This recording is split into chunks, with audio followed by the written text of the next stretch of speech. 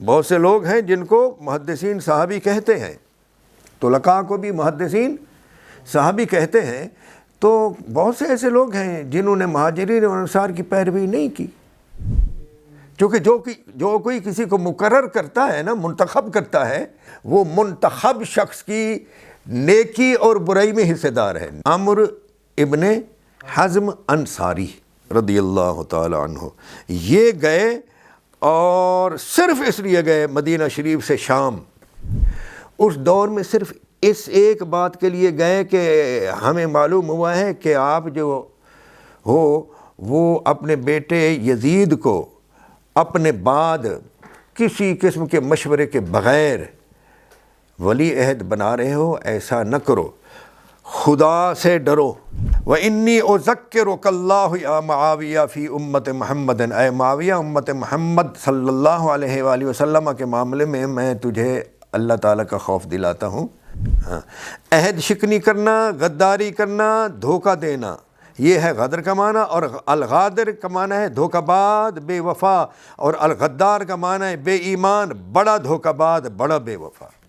اور امیر شام کے نزدیک ان تمام صحابہ سے بہتر اس کا لخت جگر یزید ملعون تھا۔ بعض بدبختوں اور ملعونوں نے تو بعض خلفائے راشدین پر سب و شتم کیا اور لعنت کیا۔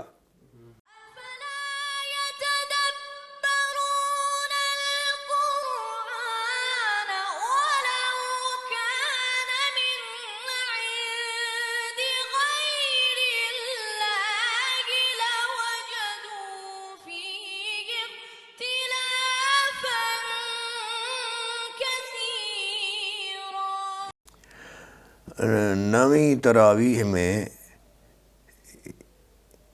جو کچھ پڑھا گیا اس میں یہ آیت بھی آئی ہے جو سورہ توبہ کی غالباً آیت نمبر 100 ہے۔ والسابقون الاولون من المہاجرین والانصار والذین اتبعوہم بإحسان رضی اللہ عنہم ورضوا عنہ وأعد لهم جنات تجری تحتها الانہار خالدین فیہا ابدا۔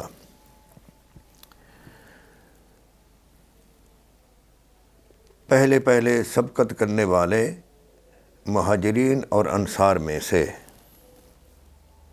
اور وہ لوگ جنہوں نے ان کی پیروی کی نیکی کے ساتھ، نیکی میں، اللہ تعالیٰ ان سے راضی ہے اور وہ اس سے راضی ہیں۔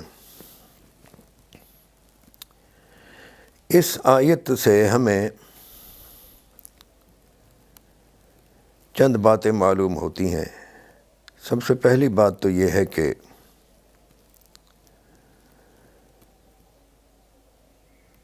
آیت میں مطلقاً لفظ صحابی سے تعریف نہیں کی گئی اور لفظ صحابی لگا کر رضی اللہ عنہم ورضوا عنہ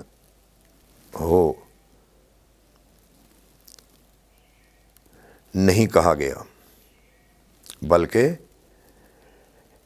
سب سے پہلے ہجرت کرنے والے اور سب سے پہلے نصرت دینے والے، مدد کرنے والے، یعنی اوصاف کا ذکر کیا ہے۔ لفظ صحابی تو لغوی طور پر کسی بھی شخص کے ساتھی کو کہا جاتا ہے۔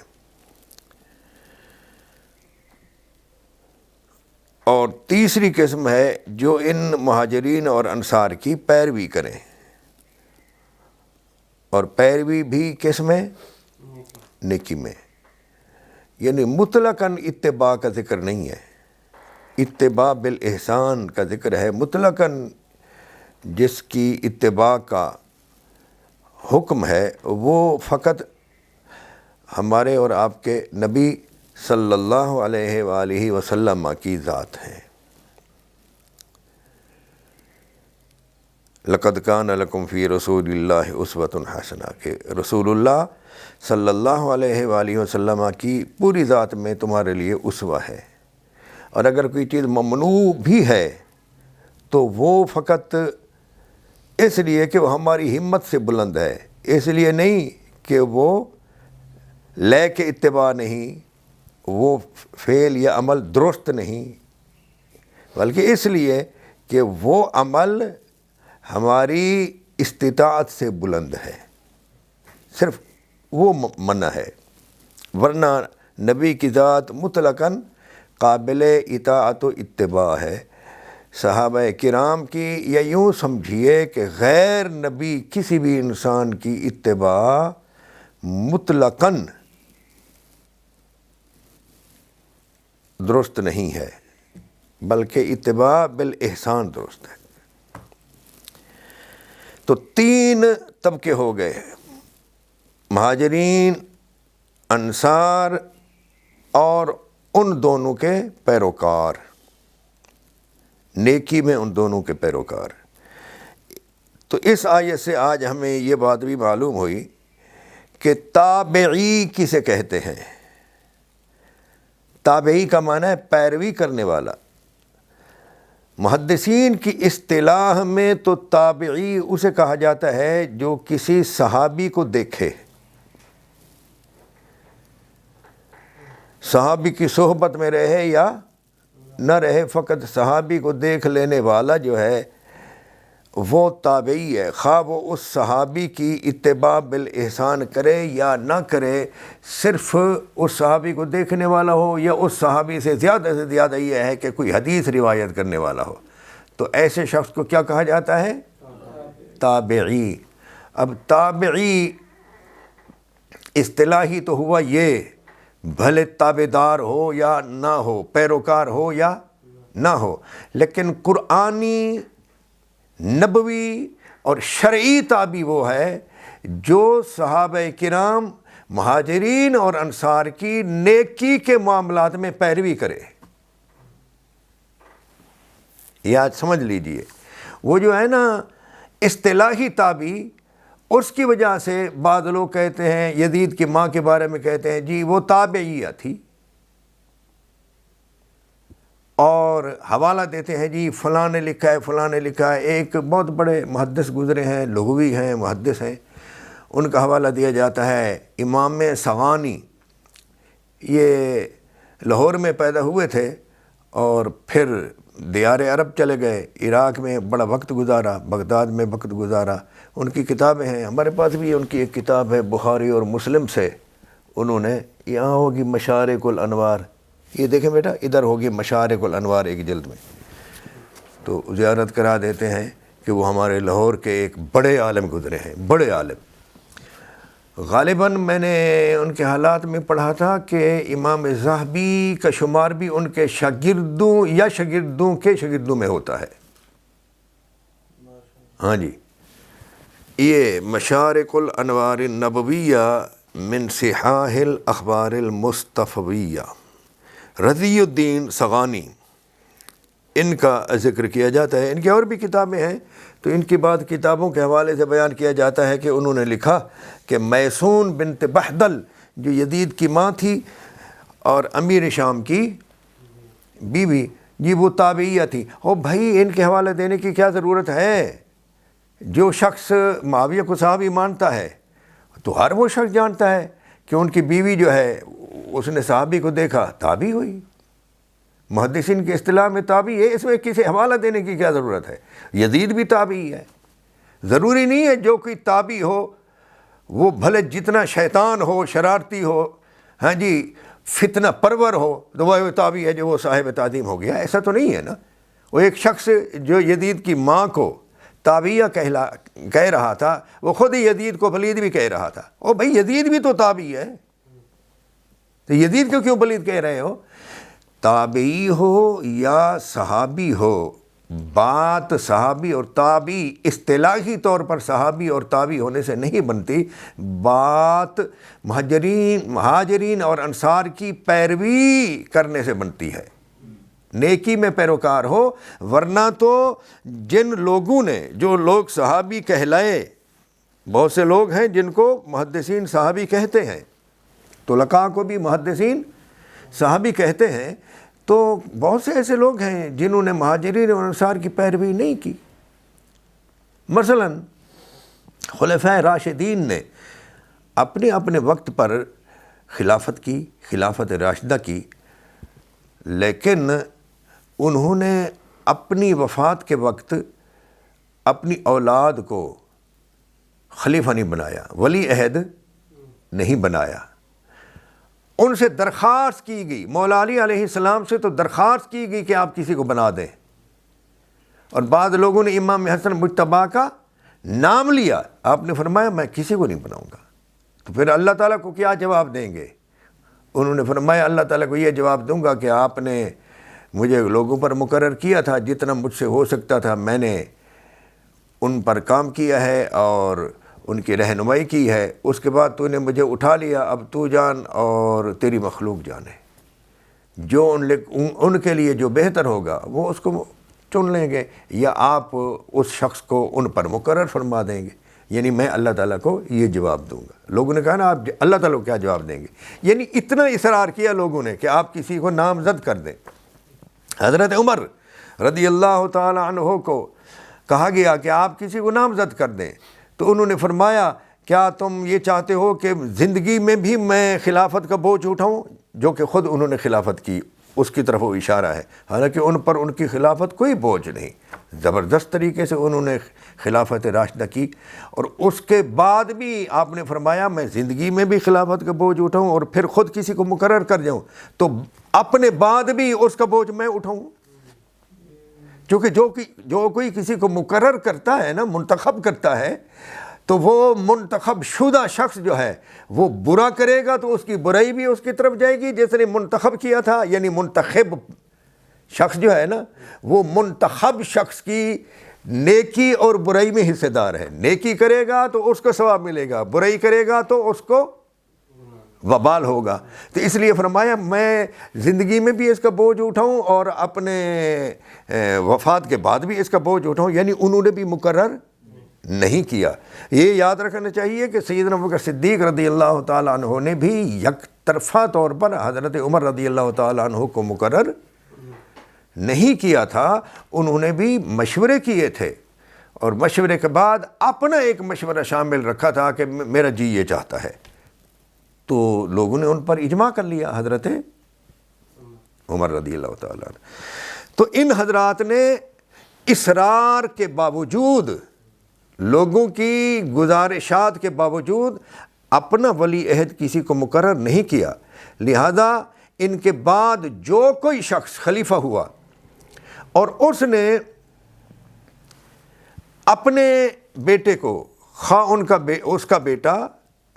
اس کا بیٹا حضرت ابوبکر کے بیٹے سے زیادہ نیک ہو، خواہ اس کا بیٹا حضرت عمر رضی اللہ تعالیٰ عنہ کے بیٹے سے زیادہ نیک ہو، یہاں تو یہ بحث کی جاتی ہے جی وہ یزید جی اس وقت برا نہیں تھا اور اس کی برائی کا امیر شام کو علم نہیں تھا، لہذا بعد میں جو اس کی برائی ہوئی وہ اس کے ذمہ دار نہیں۔ ہم کہتے ہیں بھائی امیر شام کا بیٹا یزید ملعون اگر اس وقت جب اس کو ولی عہد 10 سال پہلے اس کے ولی عہد کے تقرر کی، ولی عہد بنانے کی کوششیں شروع ہو گئی تھیں، معاویہ بن ابی سفیان کی موت سے 10 سال پہلے، یہ یاد رکھنا۔ تو اس کو جو ولی عہد بنایا گیا اس وقت وہ اگر حضرت ابوبکر صدیق کی اولاد سے، حضرت عمر کی اولاد سے اور حسنین کریمین سیدہ شباب اہل الجنہ سے بہتر ہوتا، تب بھی بغیر مشورہ کے اس کو نامزد کرنا، اس کو ولی عہد بنانا، یہ مہاجرین اور انصار کی اتباع بالاحسان کے خلاف ہوتا۔ خواہ یزید اتنا نیک ہوتا، ان سب سے نیک ہوتا، حسن کریم سے بھی، حسین پاک سے بھی وہ زیادہ نیک ہوتا، زیادہ اہل ہوتا، تب بھی اتباع بالاحسان جو مہاجرین اور انصار کی لازم کی ہے، شرط ہے یہ، وہ اس شرط کے خلاف ہوتا، قرآن کے خلاف ہوتا۔ ہاں ایسے ڈھونگ بناتے جی اچھا تھا جی، نیک تھا، وہ نیک تھا، جتنا بھی تھا ہوتا رہے، پوتر کو کیوں بنایا، بیٹے کے کیوں بنایا؟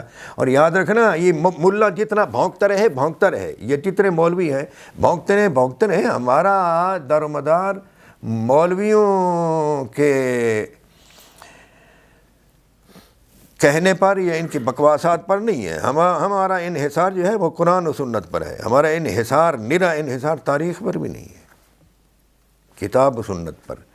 جب امیر شام جو ہے یہ بنانے لگا تھا نا اپنے بیٹے کو, تو ایک شخص 10 سال پہلے معاویہ بن ابی سفیان کی موت سے 10 سال پہلے کم و بیش ایک صاحب جو ہیں صحابی ہیں انصاری ہیں, ان کا نام ہے عمرو ابن حزم, عمرو ابن حزم انصاری رضی اللہ تعالی عنہ. یہ گئے اور صرف اس لیے گئے مدینہ شریف سے شام. اب یہ کتنا فاصلہ ہے, اور پیدل چلنے والے یا اونٹ پر جانے والے لوگ جو ہیں ان کے لیے یہ کتنا مشکل ہے. اس دور میں صرف اس ایک بات کے لیے گئے کہ ہمیں معلوم ہوا ہے کہ آپ جو ہو وہ اپنے بیٹے یزید کو اپنے بعد کسی قسم کے مشورے کے بغیر ولی عہد بنا رہے ہو, ایسا نہ کرو, خدا سے ڈرو. کیا کہا؟ ہاں, یہ ذرا آپ, یہ میں چونکہ اس کا ترجمہ وغیرہ نہیں کر رہا, نہ ہی پوری حدیث پڑھ رہا ہوں, آپ کو اتنا بتا دیتا ہوں کہ یہ حدیث جو ہے یہ امام ابو یعلا موصلی جو ہیں انہوں نے اپنی کتاب مسند میں, المسند میں, یعنی جس کو مسند و ابی یعلا کہا جاتا ہے, اس میں ذکر کی ہے. یہ اس کی جلد 13ویں ہے, صفحہ نمبر ہے 121, 122 اور 123.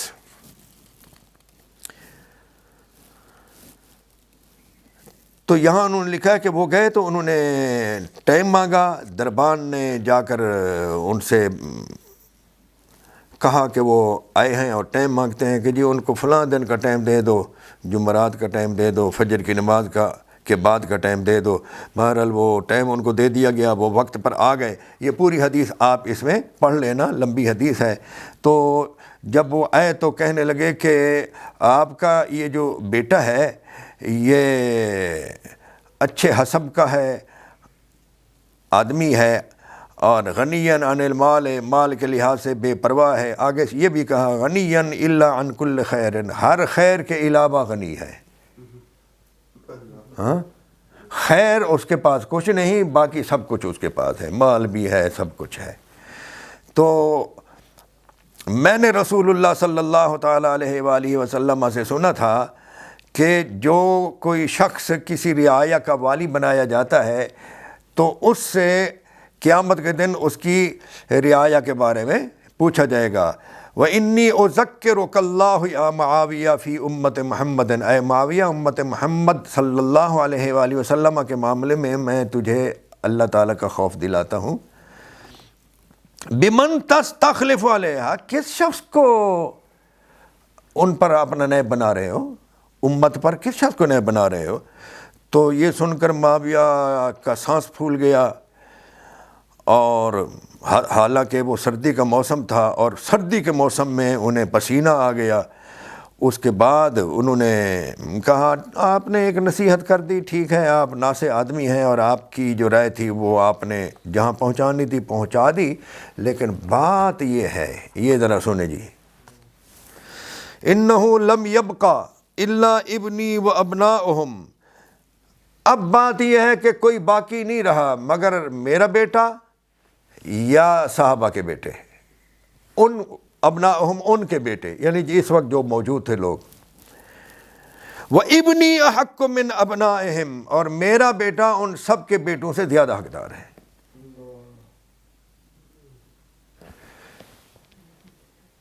میرا بیٹا ان سب کے بیٹوں سے کم از کم. اس وقت امام حسین بھی موجود تھے, حضرت ابو ہریرہ بھی موجود تھے, حضرت عبداللہ بن عمر بھی موجود تھے, حضرت عبد الرحمن ابن ابی بکر بھی موجود تھے, اور بہت سے صحابہ ہیں جن کا اگر دیکھا جائے بھی ان کا وصال کب ہوا کسی جلیل القدر صحابی کا, تو بہت سے صحابہ نکل سکتے ہیں. یہ کنفرم ہے کہ یہ حضرات موجود. امام حسین پاک, حضرت ابو ہریرہ, حضرت عبد الرحمن بن ابی بکر، فاروق اعظم کے بیٹا عبداللہ بن عمر، ہاں جی، یہ سارے موجود تھے، اور جناب کا جو بیٹا ہے احق من ابنائہم، ان سب سے زیادہ لائق ہے۔ ایک مولوی کہہ رہا تھا لاہور کا، کہنے لگا جب وہ کتا ہوئے گا جو آکھے گا کہ معاویہ نے محبت پدری کی وجہ سے اپنے بیٹے کو بنایا، بھئی یہاں دیکھ لو بھائی، اور یہ حدیث بھی صحیح ہے، میں آپ کو پہلے بتلا چکا ہوں۔ یہ شیخ حسین سلیم اسد الدارانی کی تحقیق سے مسند ابی یعلا، اس کا صفحہ نمبر 121، حدیث نمبر ہے 7174۔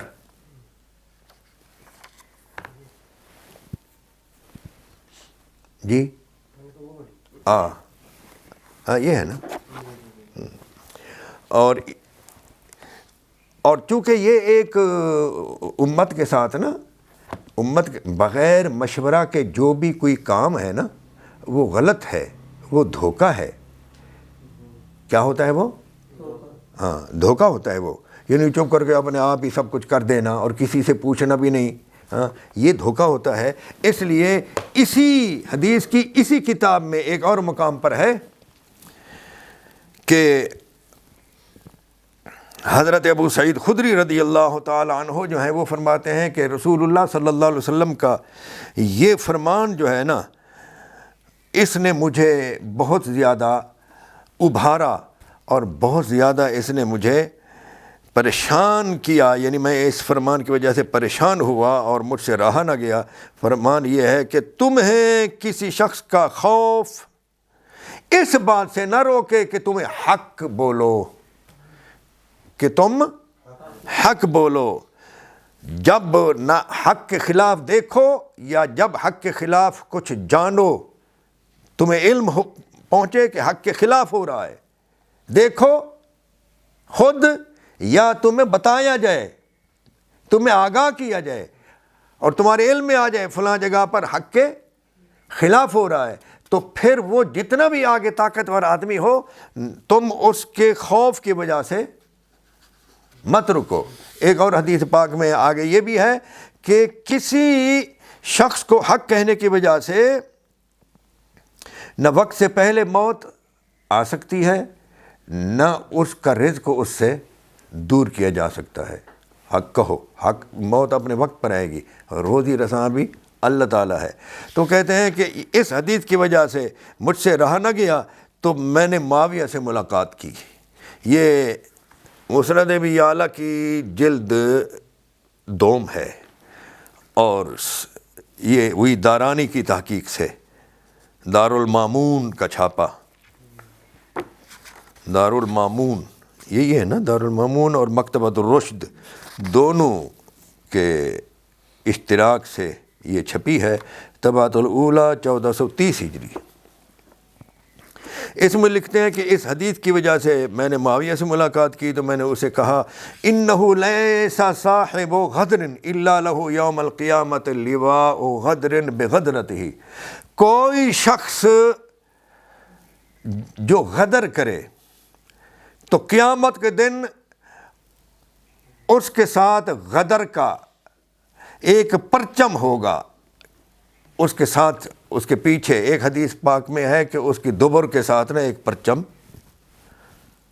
لٹکا دیا، یعنی کھڑا کر دیا جائے گا اس کے غدر کے مطابق، غادر، ہاں ولا غادر اعظم من امیر عامۃ، اور کوئی شخص بڑا غادر نہیں ہو سکتا اس سے جو لوگوں کا سربراہ ہو۔ یعنی کوئی شخص ایک آفس میں ہے تو وہ اگر غدر کرے گا تو صرف اس کا اثر بولیے آفس تک رہے گا نا۔ کسی ادارے کا کوئی سربراہ ہے تو وہ اگر غدر کرے گا تو اس کا غدر صرف اس کے ادارے تک ہوگا نا، محکمے تک۔ اور کوئی شخص ملک کا سربراہ ہے تو اس کے غدر کی تاثیر آپ سمجھ گئے نا۔ اس لیے انہوں نے یہ کہا کہ کوئی شخص اس شخص سے زیادہ غادر نہیں ہو سکتا جو کسی ملک کا من امیر عامۃ، عام لوگوں کا وہ سربراہ ہو۔ اور غدر کا میں نے لفظ غدر بار بار کہا ہے لیکن اس کا معنی نہیں کیا، معنی سن لیں۔ علماء دیوبند میں سے علامہ کیرانوی اور علامہ عبدالحفیظ بلیاوی یہ لکھتے ہیں کسی کے ساتھ بے وفائی کرنا، کسی کے ساتھ آپ کی کسی فرد کے ساتھ بے وفائی ہو تو تب کہا جائے گا کسی کے ساتھ بے وفائی، اور آپ کی اگر قوم کے ساتھ ہو تو یہ معنی آپ خود کرتے جائیں۔ پھر کسی کے ساتھ بے وفائی کرنا، عہد شکنی کرنا، اس میں عہد شکنی بھی ہو رہی تھی نا کہ تمہارے بعد خلیفہ کون ہوگا جو شورا طے کرے گی۔ عہد شکنی کرنا، غداری کرنا، دھوکہ دینا، یہ ہے غدر کا معنی۔ اور الغادر کا معنی ہے دھوکہ باز، بے وفا، اور الغدار کا معنی ہے بے ایمان، بڑا دھوکہ باز، بڑا بے وفا۔ تو یہ کس نے آ کر کہا؟ یاد ہے؟ ابو سعید خدری نے۔ اور وہ آ کر کے خدا کا خوف کر کس کو بنا رہے ہو؟ تو عمر بن حزم جو ہے نا، ان کی وفات پتہ کب ہوئی؟ دو قول ہیں، ایک ہے 51 ہجری میں، دوسرا قول ہے 53 ہجری میں۔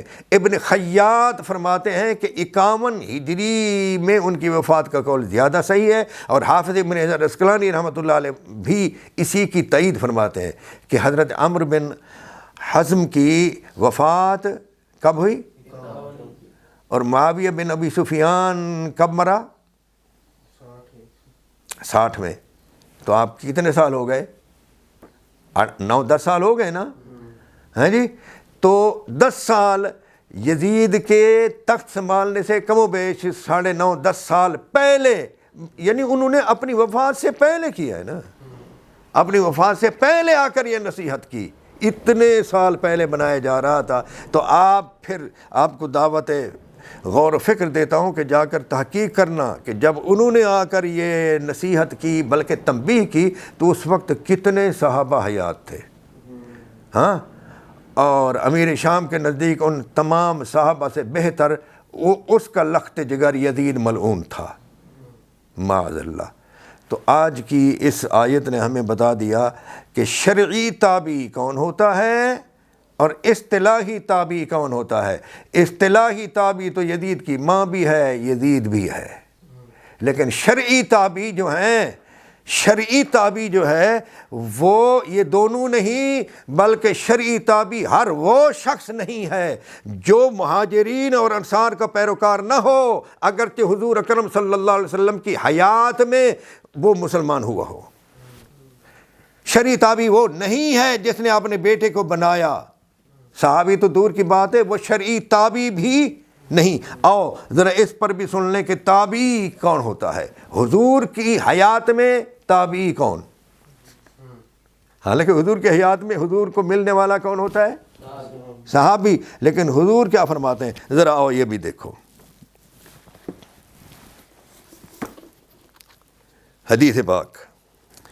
حضرت مجاشع بن مسعود رضی اللہ تعالیٰ عنہ فرماتے ہیں کہ وہ اپنے بھتیجے کو لے آئے بارگاہ رسالت مآب صلی اللہ علیہ وآلہ وسلم میں تاکہ وہ ہجرت پر بیعت کرے۔ عرض کی یا رسول اللہ، میرا یہ بھتیجا ہے، یہ آپ کے ہاتھ پر ہجرت کی بیعت کرتا ہے، یعنی اب اپنا گھر بار چھوڑ دے گا اور یہاں آ جائے گا۔ تو حضور نے فرمایا لا، نہ بل یبایع علی الاسلام، یہ اسلام پر بیعت کرے، فإنہ لا ہجرت بعد الفتح، فتح کے بعد کوئی ہجرت نہیں۔ اب یہ فتح سے مراد کیا ہے؟ کچھ لوگ کہتے ہیں فتح مکہ، یہاں فتح سے مراد ہے صلح حدیبیہ کی فتح، اس لیے کہ صلح حدیبیہ کے بعد حضرت عمرو بن عاص اور حضرت خالد بن ولید ان دونوں نے اسلام قبول کیا تھا، لیکن ان دونوں کو مہاجر تسلیم نہیں کیا گیا، اس لیے کہ ہجرت کی انتہا، ہجرت اور نصرت دونوں کی انتہا جو ہے حدیبیہ تک ہے۔ حدیبیہ کے بعد جو کوئی آئے گا وہ مہاجر نہیں ہے۔ مغیرہ بن شعبہ حدیبیہ کے موقع پر آ گئے تھے، لیکن ان کو بھی مہاجر تسلیم نہیں کیا گیا، ہاں یہ یاد رکھنا چاہیے۔ اور صحابہ بھی مہاجرین کو تسلیم نہیں کرتے تھے۔